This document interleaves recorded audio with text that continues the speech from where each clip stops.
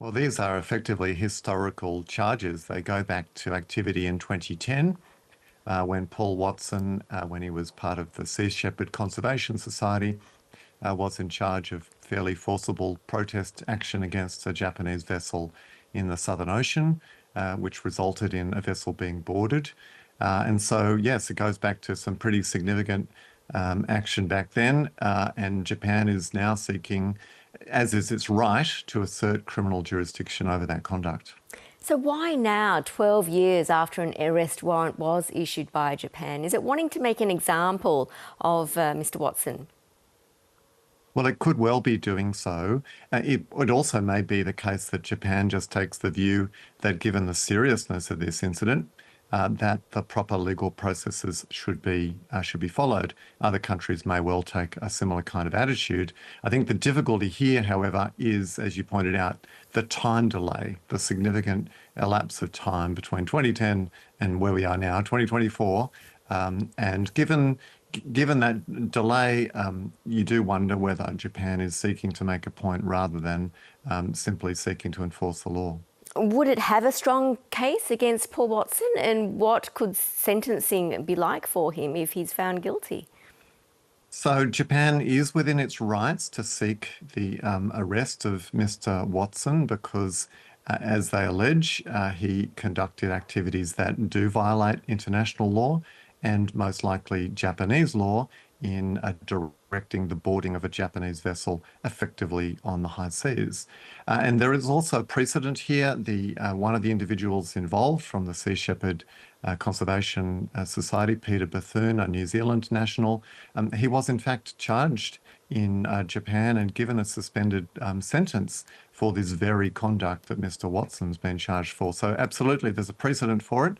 But we need to point out here that Mr. Watson is currently in Denmark, and it's actually up to the Danish courts to determine whether or not he can be extradited to Japan to face the charges that they've laid. Do you think Denmark will likely extradite him? Well, we don't know. Unfortunately, it's not entirely clear. And there's no extradition treaty, as it turns out, between Denmark and Japan. So it's going to be a matter for Danish extradition law. Now, I'm no expert in Danish law, but as I understand it, many of the same principles of extradition law that are familiar, say, in Australia, would be applicable in Denmark. And one of the key concerns, so far as extradition law is concerned, is whether or not an offence is an offence both in the country where the person is being extradited from and an offence in the place where they're being extradited to. So I assume I think we can safely assume that the Danish court will want to be satisfied that were Mr. Watson to commit such an offence in Denmark, that he would be liable to criminal prosecution. So that may well be one issue that's raised. Another issue is whether or not he will get a fair trial in Japan. So, yeah, it'll be a matter for the Danish courts. And who are Mr. Watson's supporters, and why is Australia being asked to intervene by some? Well, I think the key reason Australia is being asked is because Australia is a very keen pro-whaling conservation country. We have to remember that Australia participated in proceedings against Japan in the International Court of Justice, successful proceedings, which brought an end to Japanese whaling on the high seas. Japan now only conducts relatively limited whaling close to shore. So I think that's probably the key angle that supporters of Mr. Watson are seeking to exploit. However, we need to point out that Mr. Watson's not an Australian national. He holds US and Canadian dual nationality. So Australia doesn't really have a direct interest in these proceedings.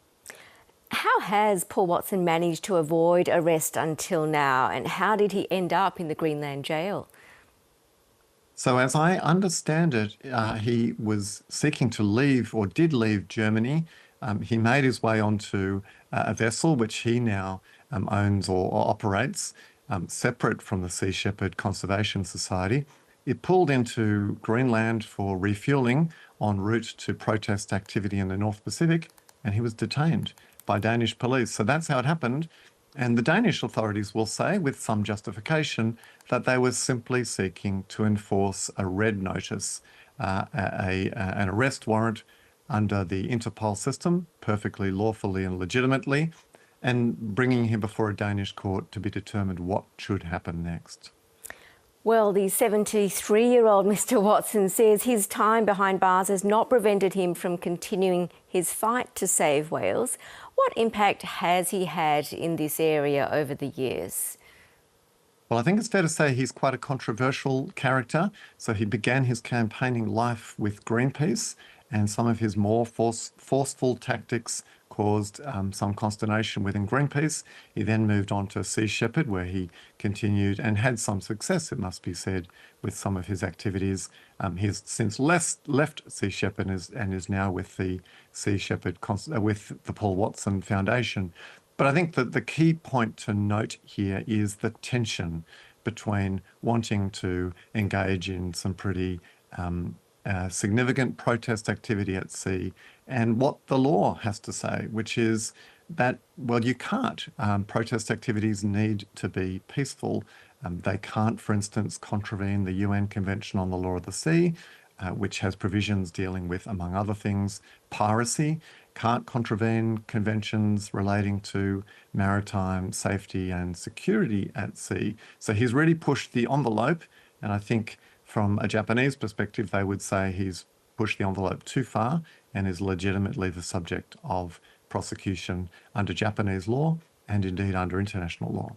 We'll wait to see what happens. Professor Tim Stevens, thanks for talking to us. A great pleasure.